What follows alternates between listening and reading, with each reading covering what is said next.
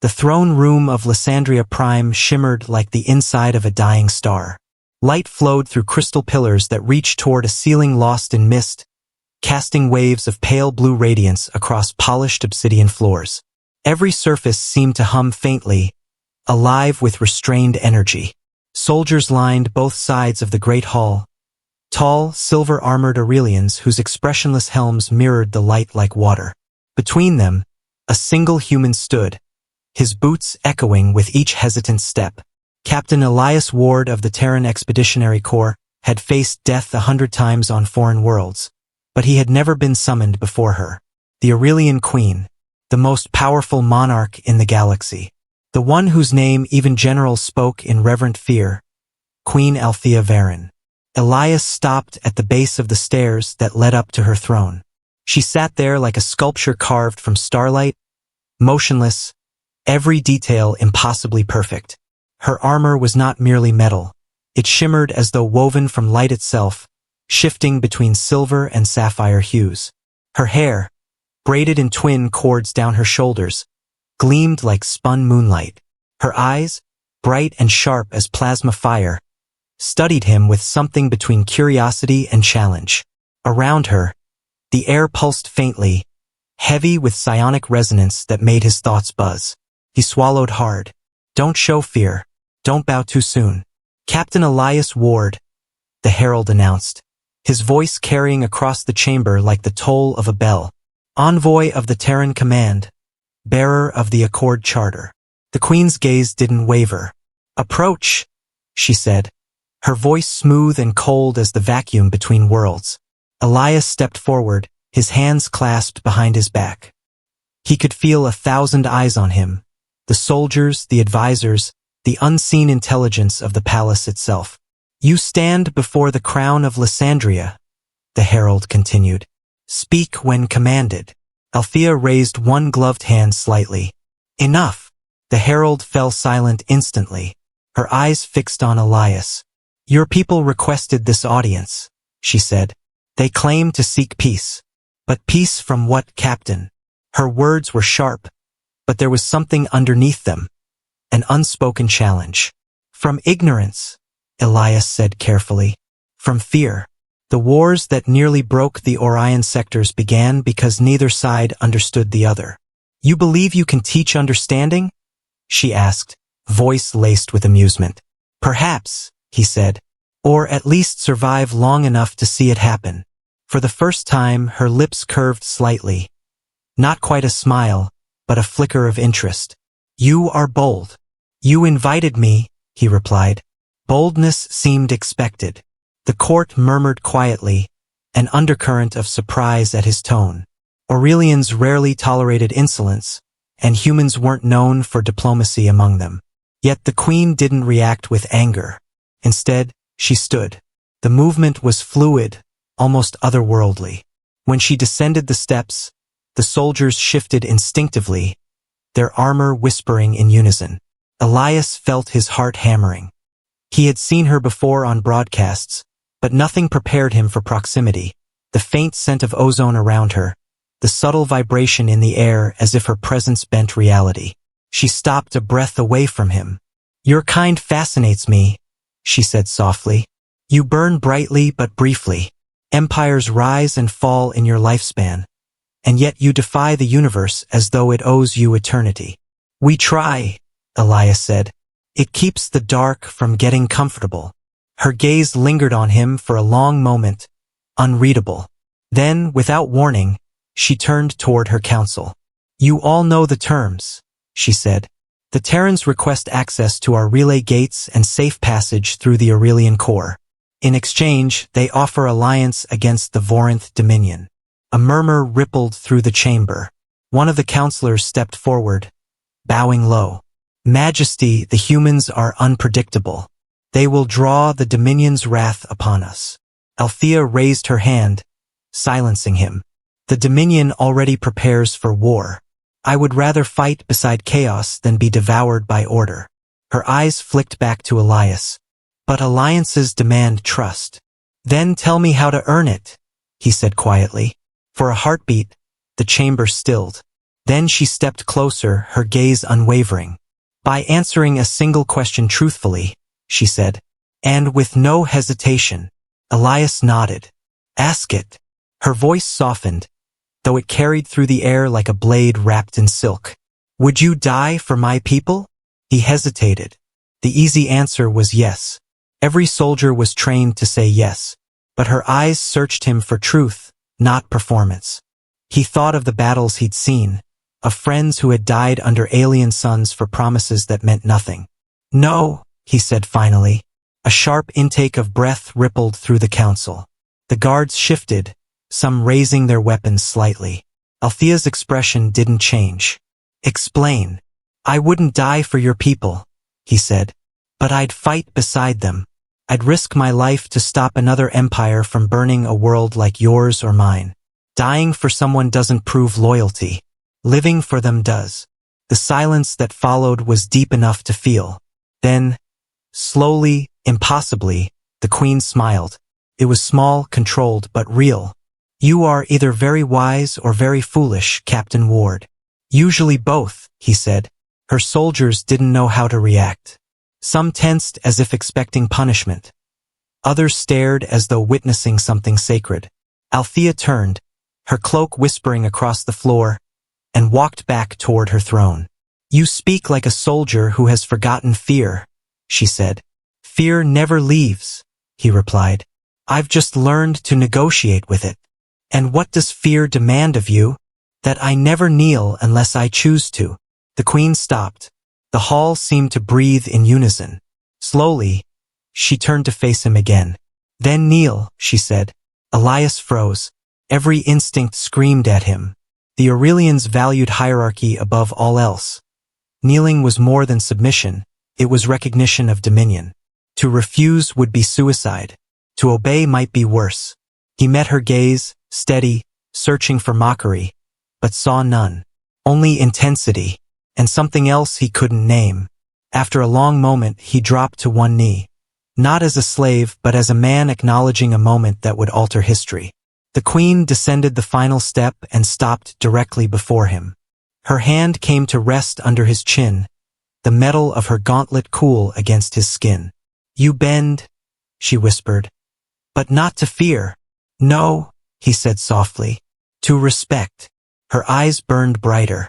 "Good." Then she turned to her people.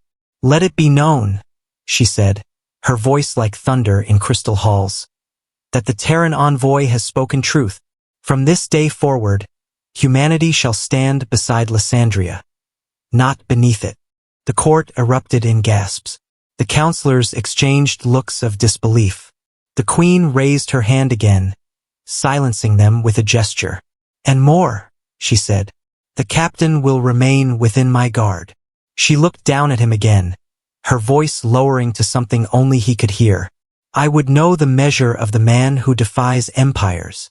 Later, when the hall emptied and silence reclaimed the chamber, Elias found himself in a high balcony chamber overlooking the city below. The architecture shimmered with living light, towers breathing softly as if alive. He removed his gloves, flexing fingers still tingling from the electric presence of the queen. His escort stood silent by the door, one of her elite, faceless behind mirrored armor. "So this is how diplomacy works here?"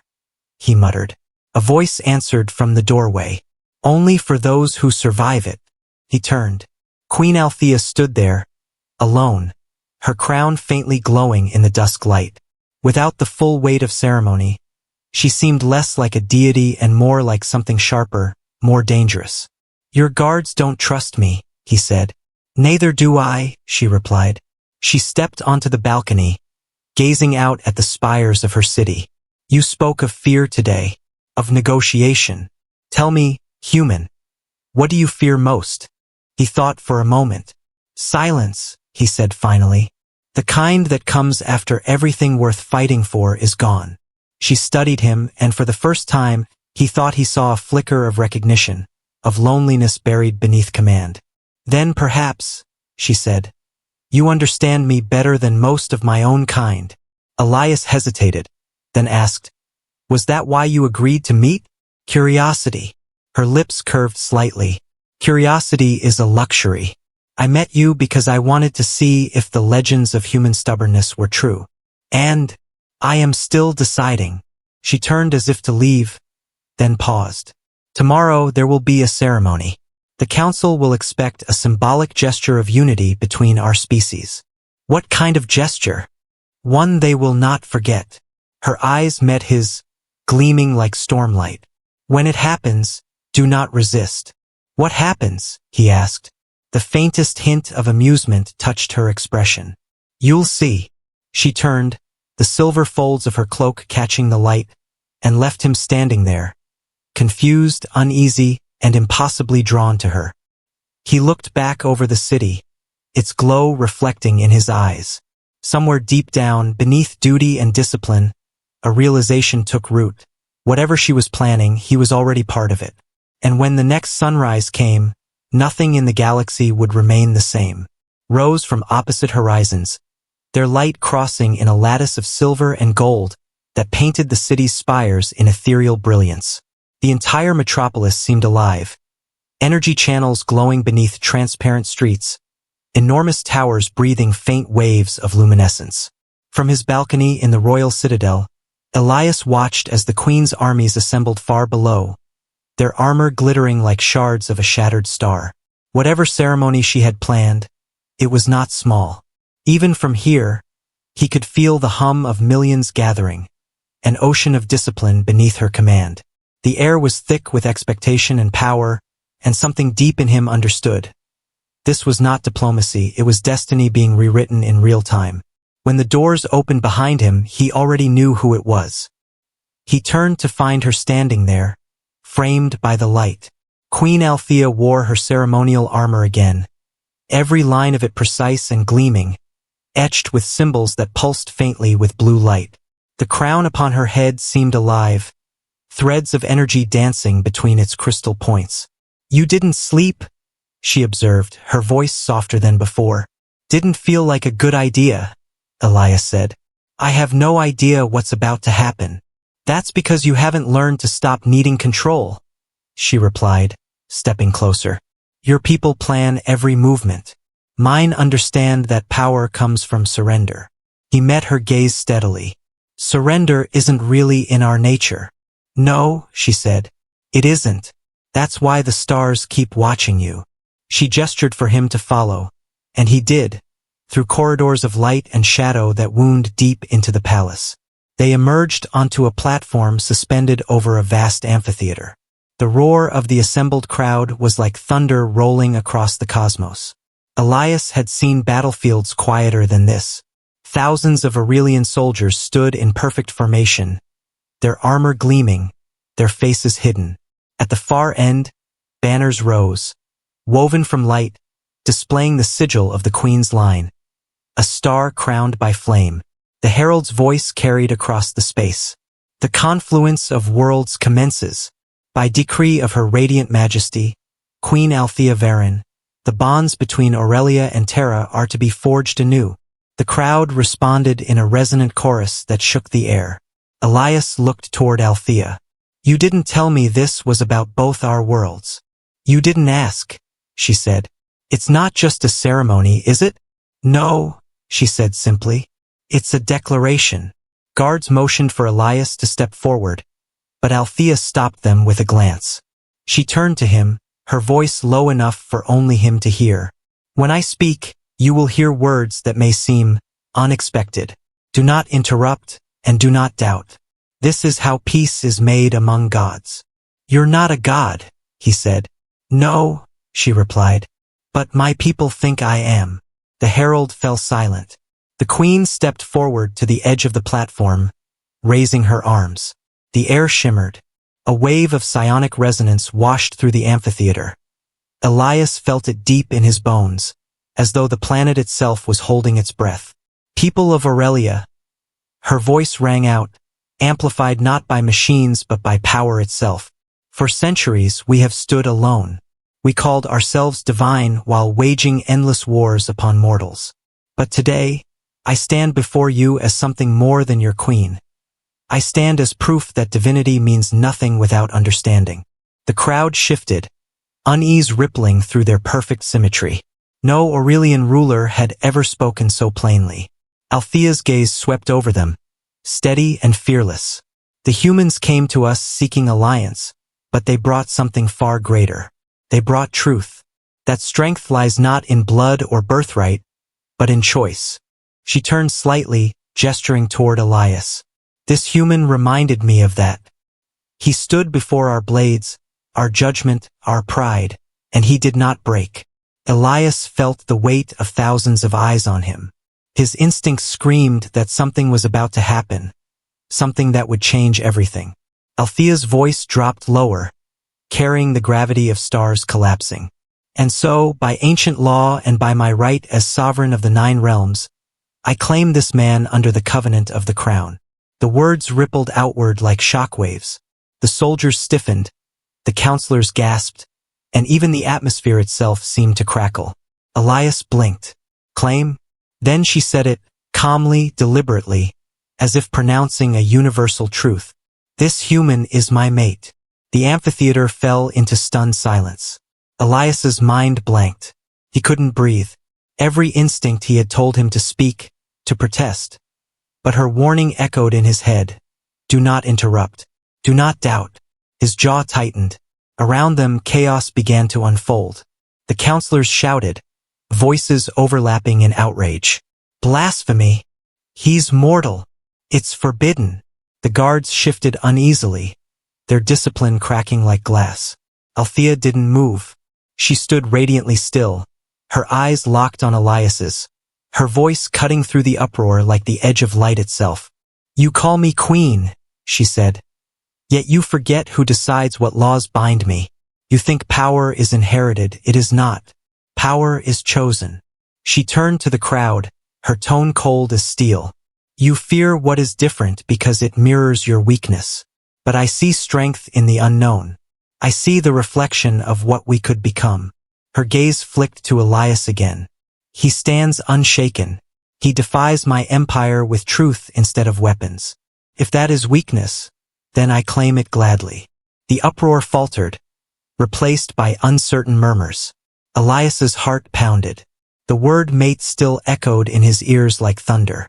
To the Aurelians, that was more than romantic, it was sacred. A binding beyond life or death. He had no idea what she intended or why, but she had just tied his name to hers in front of the most powerful audience in the galaxy. The queen raised her hand, and the soldiers fell silent again. From this day forth, she said, the house of Varen stands with humanity, not as conqueror or ruler, but as equal. She turned to Elias, extending her armored hand toward him. Stand, Captain. He obeyed, rising slowly, his legs feeling unsteady beneath him. Her hand lingered in the air, waiting. He hesitated, then reached for it. The moment their palms touched, a pulse of light flared outward, visible to every corner of the city. The energy crawled up his arm, searing yet weightless, burning patterns into the air. The crowd gasped. It wasn't just ceremony, it was bondcraft. He was being bound to her in the old way, the way once reserved for gods and their chosen. When the light faded, her eyes met his again. For a second, the world around them disappeared. He felt her presence in his mind, strong, vast, and unexpectedly human. You're trembling, her voice whispered in his head. So are you, he thought back, unsure if she'd even hear. She smiled faintly. Good. That means neither of us is lying. The rest of the ceremony blurred into chaos. Some Aurelians knelt. Others shouted oaths of defiance. The council dissolved into discord. But through it all, Althea stood calm, unyielding, her hand still holding his. When it ended, they retreated into the royal halls, the echo of her declaration still rippling across every broadcast in the system. Inside, the silence was deafening. Elias finally pulled his hand free. Care to explain what just happened? Peace, she said. The only kind your people would respect. By calling me your mate, that's your version of diplomacy. Among Aurelians, she said, to call someone mate is to declare them untouchable. No one, council, fleet, or god, may strike at you without declaring war on me. So I'm under royal protection? You are part of it, she said. And now so is your world. Elias exhaled slowly, trying to process the enormity of it. You could have warned me. You would have refused, she replied. And that would have cost more than either of us could afford. So what now? I just play the role. No, she said, stepping closer, her gaze softening. Now you learn why I chose you. The intensity of her presence drew him in despite every alarm in his mind. You chose me for more than politics, he said. Didn't you? She didn't answer immediately.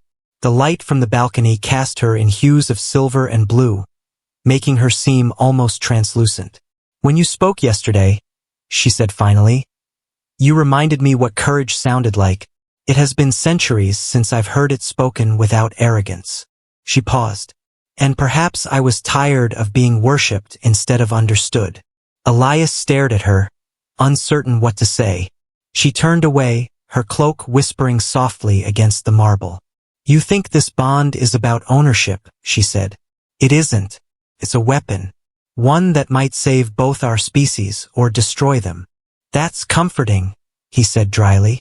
She glanced back, amusement flickering for an instant. You'll learn, Captain. My world bends to strength, not fear. They will test you. Survive it, and they'll follow you too. And if I don't? Then you'll die beside me, she said simply. And I will make sure your name becomes legend. Outside, the bells of the capital began to toll. Deep, resonant, and endless. Somewhere beyond the city walls, a new message was already spreading. The Queen of Aurelia has chosen a human. The galaxy would not remain silent for long. And as Elias stood there, staring at her, the most powerful being he had ever met, he realized the strange truth in her words. Peace had just become the most dangerous thing in the universe. The days following the ceremony were a storm wrapped in silence. Across the Empire, every broadcast carried the same image. Queen Althea Varen, radiant and unyielding, declaring her claim before all the Aurelian worlds. The reaction was chaos disguised as order. Entire fleets paused their maneuvers. Temples closed their gates. Senators and warlords whispered in private chambers, afraid to speak her name too loudly. The word mate had turned from sacred oath to rebellion overnight. To bind with a human was to defy millennia of divine law, and yet none dared challenge her openly. Not yet. Within the walls of the citadel, Elias felt that tension like gravity, pulling at him with invisible weight. He was a soldier accustomed to facing enemies he could shoot. This kind of war was quieter, more dangerous. Every look from her advisors carried contempt, and every step he took inside those gilded corridors felt watched. He stood one morning at the edge of the royal training yard, watching the queen spar with her honor guard. The Aurelians moved like living storms, fast, precise, almost beautiful in their lethality. Althea danced among them in armor that glowed faintly at every strike, her movements both brutal and elegant. Elias had seen elite soldiers before, but she was something else.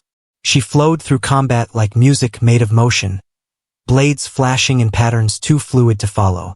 When the last guard fell to one knee, armor smoking from a disarming blow, she turned toward him, breathing only slightly faster. You're staring, she said, stepping down from the ring. You're hard to ignore, he replied, especially when you're casually dismantling 10 people at once. You should learn to do the same, she said. You're a symbol now. Symbols must survive longer than men. He met her eyes. So this is my new life? Target practice. No, she said. Preparation. She gestured for him to join her in the ring. Show me what humans call defense. You'll break me in half, he said. I'll be gentle. He sighed, removing his jacket.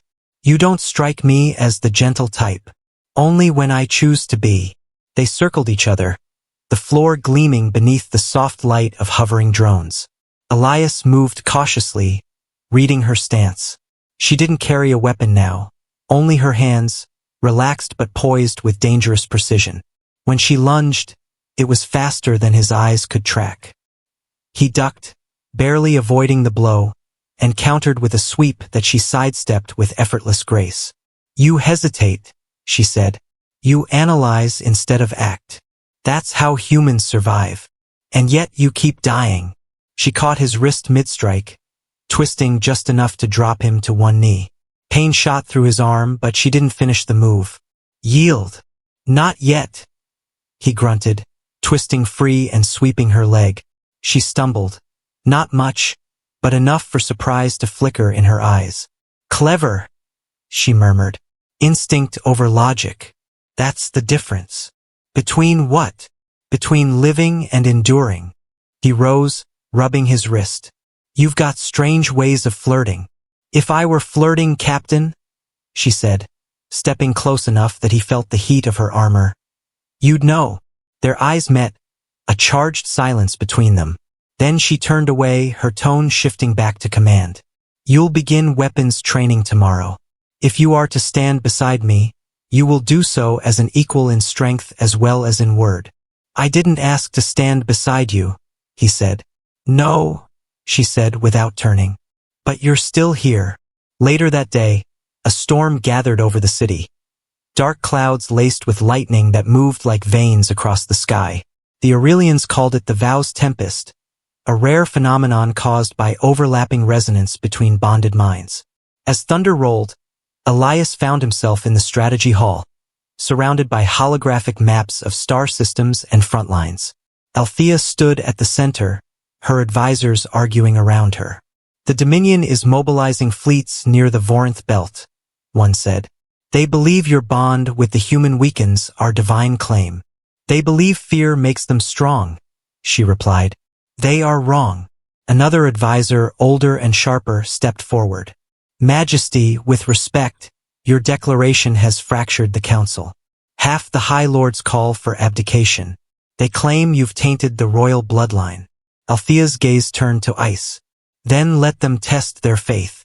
Her eyes flicked toward Elias.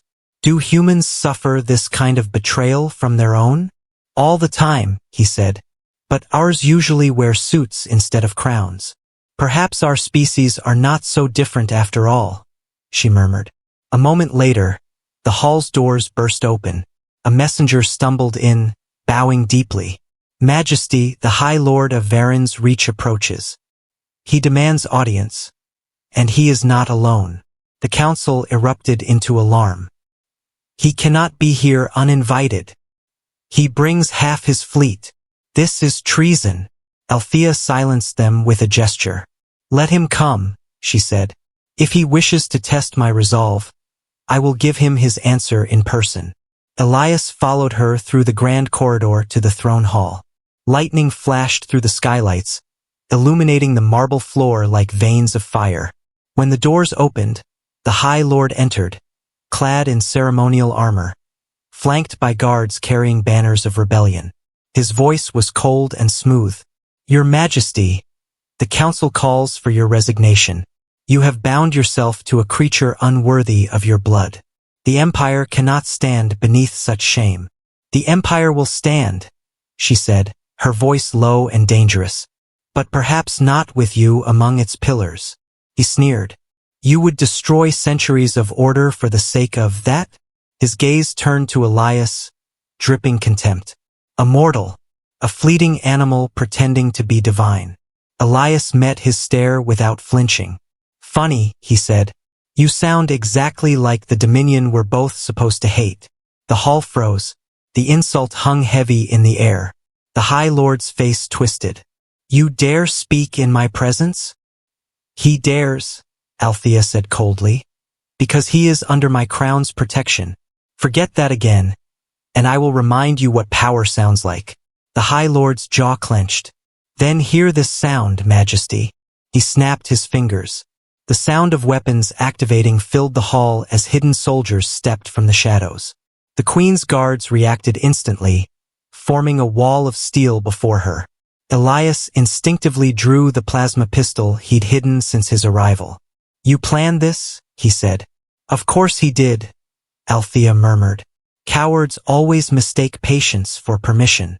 The first shot rang out, blue light searing through the air. The hall exploded into chaos. Elias ducked behind a pillar, returning fire with sharp precision. Aurelian guards clashed in brutal silence, their movements so fast they blurred. Althea's energy flared as she drew her spear from thin air, a weapon of pure resonance that crackled like lightning. She moved through the enemy ranks like a living storm, each strike erupting with brilliance.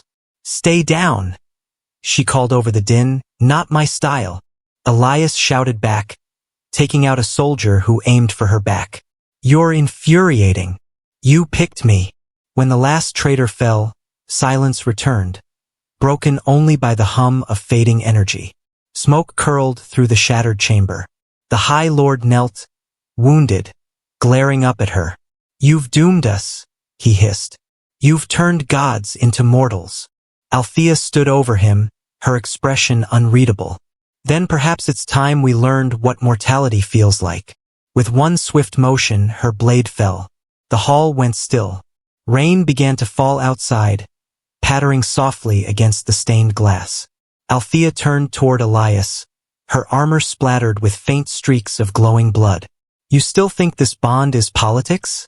she asked. "No," he said quietly. "Not anymore." She looked away, her voice softer. "Good. Because what comes next will demand something more than duty."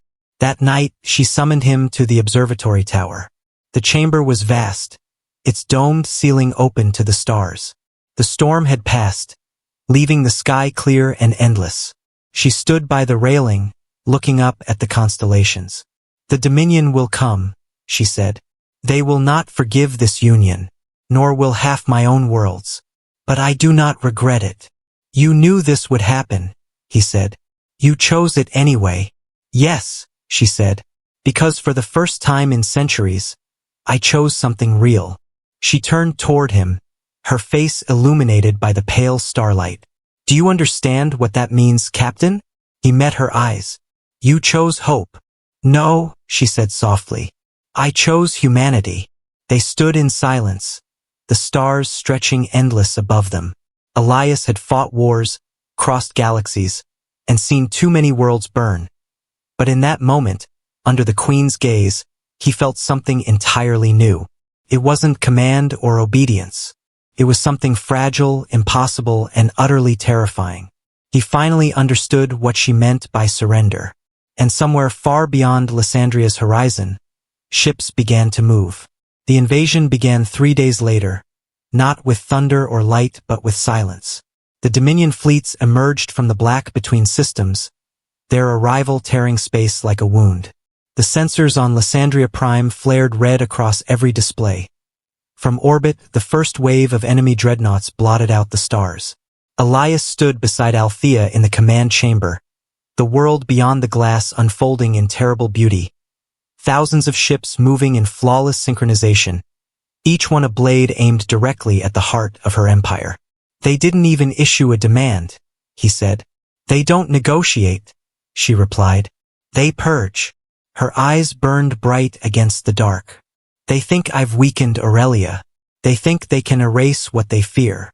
Then they're about to learn what a bad idea that is." Around them, the War Council moved with desperate precision. Holographic models shimmered over the central table, showing fleets maneuvering, intercepting, dying. The air was thick with energy and tension. "Deploy the phalanx lines," she ordered. "Every cruiser to the upper atmosphere. The planetary shields must hold for the first wave." An officer hesitated. "Majesty, without reinforcements from the outposts." "There are no reinforcements," she snapped. "We fight with what we have." Her tone left no room for argument. She turned to Elias. "You wanted to stand beside me. Now is your chance." "Was kind of hoping for a less suicidal version of that," he said, strapping his sidearm to his thigh. "Humans and their humor," she murmured. "You never laugh when it matters. That's because it's usually right before dying." The first bombardment struck minutes later. The citadel shook, walls groaning under the impact. Through the windows, the sky was a tapestry of fire, streaks of plasma and burning ships raining down like falling stars. Althea didn't flinch. She stepped toward the central console, her hands moving through holographic controls, as she linked her mind to the planetary defense grid. "They're focusing on the Western Hemisphere," Elias said. "They want the shield generators. Then they'll have to fly through me first." Her voice resonated through the comms, a command that reached every ship, every soldier. "Aurelians, stand your ground. The Queen fights with you." Across the planet, cheers erupted. Elias watched her, the light of 1,000 fires reflected in her eyes. She was not simply commanding, she was channeling. Energy pulsed from her through the network, amplifying the shield lattice beyond its limits. "You're burning yourself out," he said. "The resonance can't handle that much input." "Then it will learn," she said through gritted teeth. "If I stop now, everything falls." The lights in the chamber flickered as the power surge spread. Alarms wailed. The heat was suffocating. Elias moved to her side, grabbing her shoulders. "You're going to kill yourself. Then let me die useful," she shouted back, her voice shaking the walls. He didn't think, he acted. He pressed his hand to the console beside hers, the current ripping through his body like molten metal. The pain was instant and overwhelming, but he didn't pull away. The resonance leapt between them, merging. Her eyes widened. "What are you doing?" "Sharing the load," he said through clenched teeth. "You said we're bound, right? So let's make it mean something." For a heartbeat, their minds collided, memories, fears, everything interwoven in a flood of impossible clarity. He saw her as a child, standing alone before a throne too large. He saw the wars, the betrayals, the centuries of cold perfection. And she saw him: mud, blood, laughter, loss, the smell of rain after battle. Humanity, raw and unfiltered. The shields roared back to full strength. Energy cascaded across the planet, forming a barrier that turned plasma fire into cascading auroras. For a moment, the Dominion's offensive faltered. Across the fleet channels, Aurelians shouted in disbelief as the tide shifted. "They're breaking formation," Elias gasped. "You can still win this." "We can," she corrected, her voice a whisper. The bond between them flared brighter, resonating through every circuit, every soldier. They were no longer queen and envoy. They were something more, a singular will defying annihilation. But power always demands a price. The strain built until every nerve screamed. Althea's body trembled, cracks of blue light crawling along her skin as the resonance threatened to consume her. Elias gritted his teeth and pulled harder, forcing part of it into himself. "You'll burn," she said. "So will you," he shot back. "Guess we're in this together." The storm within them reached its breaking point. Light exploded outward, shattering the glass dome above them. The sky itself seemed to scream. Then silence. When Elias opened his eyes, he was on the floor, the chamber half-ruined around them. The holograms had gone dark. Smoke curled through the air. "Althea?" he called hoarsely. She lay beside the console, motionless. He crawled to her, pulling her head into his lap. Her armor flickered weakly, systems failing. "Hey," he said. "No sleeping on the job." Her eyes fluttered open, faint light flickering within. "You didn't listen." "Never do," he said. She smiled faintly. "Human stubbornness? It's beautiful." "Don't say it like a farewell," he said. "I'm not losing another damn friend." "You can't lose what you've become," she whispered. "You carry it." He shook his head. "You're not dying here." But the words felt hollow. Outside, the battle raged on. Through the shattered dome, he could see the planet's defenders rallying, ships diving into formation to strike back.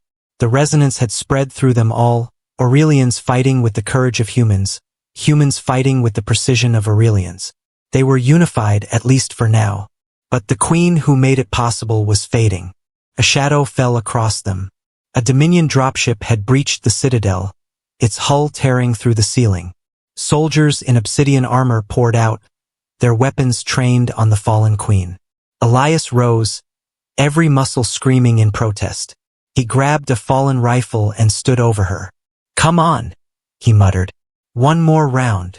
He fired, each shot burning through the invaders like lightning. For every one he dropped, 2 more took their place.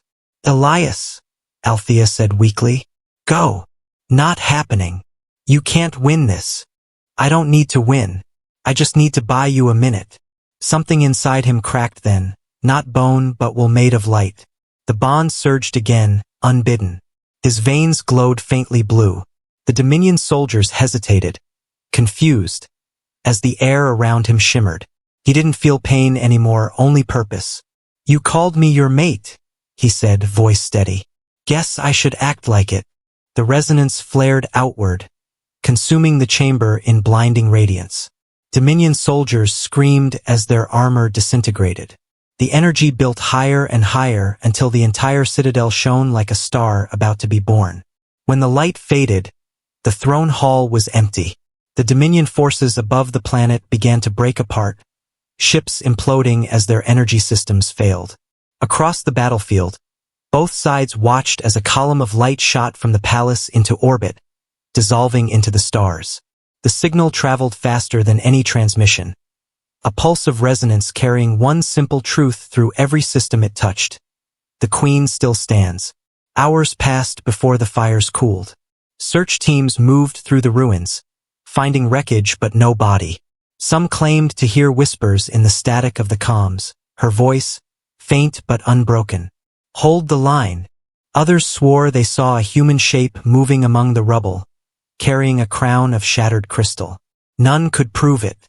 Weeks later, deep beneath the planet's surface, in a hidden chamber lined with ancient conduits, 2 figures stirred. Elias woke first, gasping for air. The room glowed with soft bioluminescent light. He looked down to see Althea beside him, her chest rising slowly. We're alive, he whispered, disbelief thick in his voice. Barely, she said. Her voice was faint, but the spark was still there. You carried the bond through the surge. No, he said. We carried each other. She smiled weakly. So you did listen. He helped her sit up. The light from her crown flickered faintly as she studied him. The resonance between us. It's changed, she said. It's no longer one way. You're connected to the network now. Meaning human that you are half Aurelian. He blinked. That sounds like something out of a bad romance novel. It sounds like survival, she corrected. We've become what neither of our species could be alone. Elias sat back, staring at the glowing conduits that pulsed like veins. So what happens now? Now, she said. We rebuild. She looked at him, eyes bright again. And when they come for us, and they will, you'll stand beside me again. Always, he said. She reached out, brushing her fingers against his cheek, a rare tenderness breaking through her regal calm. You make forever sound simple. Maybe it is, he said, smiling faintly. We just overcomplicate it. Outside, far above their hidden sanctuary, the stars began to align. Across the galaxy, whispers spread. A legend of a queen who bound herself to a mortal and defied extinction. A human who stood against gods and lived. Empires trembled. Alliances shifted. And somewhere in the dark, the Dominion's remaining lords swore vengeance. But beneath the fractured world, where light and shadow met in quiet defiance, 2 hearts, one human, one divine, beat in perfect sync. The bond that had started as strategy had become something far more dangerous. It had become hope. Months passed, though time beneath Lysandria's surface moved differently. The war above had burned itself into exhaustion. The Dominion fleet was shattered, and the Aurelian worlds reeled from the cost. What was once an empire of glass and perfection had become a realm of rebuilding, its people forced to look inward for the first time in millennia. Within the hidden sanctuary, Elias Ward and Queen Althea Varen lived in uneasy peace. Neither ruler nor soldier anymore, but something stranger. The resonance that linked them had not faded. It thrummed between their hearts like a living current. Sometimes he could hear her thoughts before she spoke. Sometimes she dreamed through his memories. Rain on Terran streets, the scent of burned coffee, laughter in barracks before dawn. She said those dreams kept her sane. He said they kept him alive. The sanctuary itself was a marvel older than any empire. a lattice of crystal caverns grown around an ancient power core, the same resonance field that had saved them. Its light was soft and endless, breathing like the heart of a sleeping god. Elias spent days wandering its passages, helping the scattered survivors rebuild equipment, recalibrate drones, establish communication lines.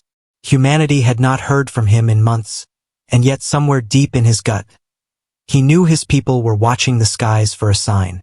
"They'll come looking," he said one day as he and Althea studied the flickering holomaps. "The Terran fleets won't let me vanish quietly. Then we'll let them find us," she said. "But they won't find the same man they sent." She turned toward him, light rippling across her armor. "You've changed, Elias. Your resonance patterns are stabilizing. You can sense the network without me now." "Guess that makes me half a god," he said. She smiled faintly. "No, it makes you half a bridge." "Between what?" "Between everything that was broken." Her words lingered, heavy with meaning. There was truth in them, he could feel it in his bones. The line between human and Aurelian had blurred. His reflexes were sharper, his perception deeper. Sometimes, when he closed his eyes, he saw threads of energy connecting all living things, pulsing like constellations. It frightened him, but it also felt right, like the universe had simply been waiting for him to notice. That night, he stood outside the core chamber, watching the energy rise and fall in silent rhythm. The air hummed with life. He didn't hear her approach, but he felt her presence behind him. A calm gravity that pulled everything else into stillness. "You can feel it too now," she said quietly. "The living pulse of worlds." "Yeah," he said. "It's loud. You'll get used to it." "I'm not sure I want to." "You should. You'll need it." He turned to her. "For what?" Her gaze met his, steady and sad. "For what comes next." The following day, a transmission reached them, broken, static-ridden, but unmistakably human. The signal carried the emblem of the Terran High Command. "This is Fleet Admiral Lang of the Odyssey. We've received anomalous readings near Aurelia Prime. Identify yourself immediately." Elias stared at the screen for a long moment before replying. "This is Captain Elias Ward, Terran Expeditionary Corps, requesting retrieval." Silence followed. Then a voice, soft with disbelief. "Captain Ward? You're supposed to be dead." "So I've heard," he said dryly. "But I've been busy." The connection stabilized enough to show a faint image. Lang's stern face flickering through interference. "You're with her, aren't you?" "The Queen." Elias hesitated. "She's here. You realize what this means? The Council will demand her surrender. The Aurelian rebellions fractured their fleets. They blame her for everything." "They should blame me too," Elias said. "I started this with her." "And what exactly is this?" Lang asked sharply. "Peace," Elias said simply. "The kind that costs more than war ever did." Lang shook his head. "Bring her in, Captain. Don't make this harder than it needs to be." The line cut before Elias could answer. He turned to Althea. She had watched the exchange without speaking. "They'll send ships," he said. "They'll come for you." "For us," she corrected softly. "They can't separate the bond anymore." "Then what do we do?" "We meet them." When the Terran fleet finally arrived, it filled the skies like a metallic dawn, thousands of vessels orbiting a world still scarred by fire. The Odyssey led them, its colossal hull gleaming. Althea and Elias stood together on the surface plane, wind sweeping through the fractured landscape. Behind them rose the spires of the rebuilt citadel, less ornate now, more alive, grown from living metal shaped by resonance instead of forged by machines.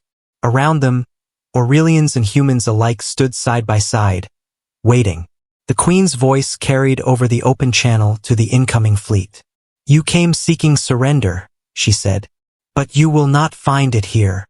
Lang's voice crackled through the comms. "Majesty, the Council demands your custody for destabilizing the sector." "The Council demands many things," she replied. "But tell me, Admiral, has your war ended because of it?" "Our peace cost millions of lives," he said. "And yours nearly doubled that." Then perhaps you were fighting the wrong war. Elias stepped forward. Admiral, this is bigger than politics. The Dominion's not gone. They're regrouping beyond the Perseus line. We can't fight them divided. You expect us to trust them? Lang asked. After what they've done?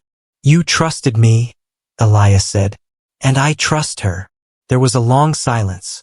Then Lang sighed. You've changed, Captain. So has the universe, Elias replied. The tension hung like a drawn blade. Then Althea raised her hand. The sky shimmered as the resonance field expanded outward, enveloping both fleets in soft blue light. Look, she said. Every Terran ship, every Aurelian vessel felt it. A pulse that transcended language. It wasn't command or threat. It was connection. For a brief moment, human and alien minds brushed against one another. They felt fear, yes, but also awe, grief, and something purer than either empire had ever known. Understanding. Lang's voice came again, softer now. What are you doing?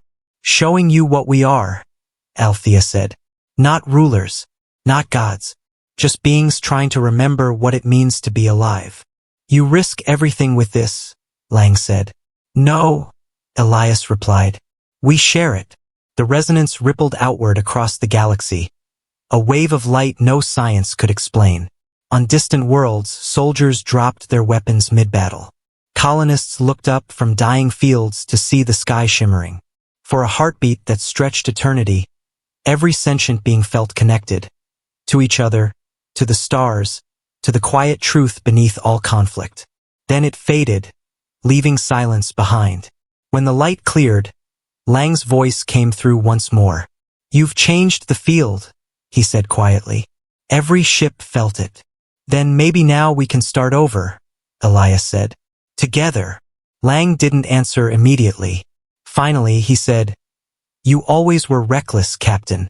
Maybe the galaxy needs more of that. The fleet's weapons dimmed one by one.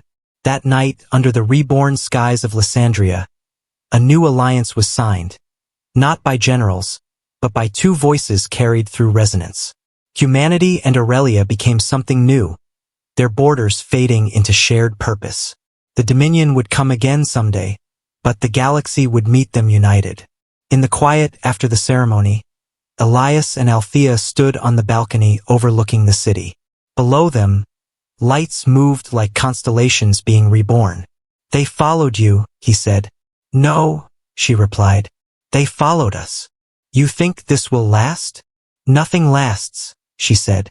But legacy does. He looked at her then, the woman who had begun as an untouchable monarch and become something infinitely more. So what am I now? He asked. A diplomat? A weapon? A myth? You're human, she said. That's enough. The wind carried the scent of rain, rare and clean. She reached up, unclasping her crown, letting it fall into his hands. Keep it, she said softly. Why me? Because you remind the universe that power means nothing without choice. She turned to leave, but he caught her hand. And you? I'll build what comes after. You'll need help. Then stay, she said, her eyes shimmering like the stars. Stay and make sure I never forget why I began this. He smiled. I wasn't planning on going anywhere. They stood together as dawn rose, gold light spilling over the horizon. The rebuilt city hummed to life, ships ascending like sparks into the sky. For the first time in history, the queen of the Aurelians and a human shared the same sunrise. Their bond, once political, once impossible, had become the foundation of an entire age. Far above, in the cold dark of space, the stars shimmered faintly brighter, as if aware of the new chapter written beneath them. And when the histories of both species were finally told, they would begin with the same line. The queen who defied the gods chose a human, and together, they taught the galaxy how to feel again.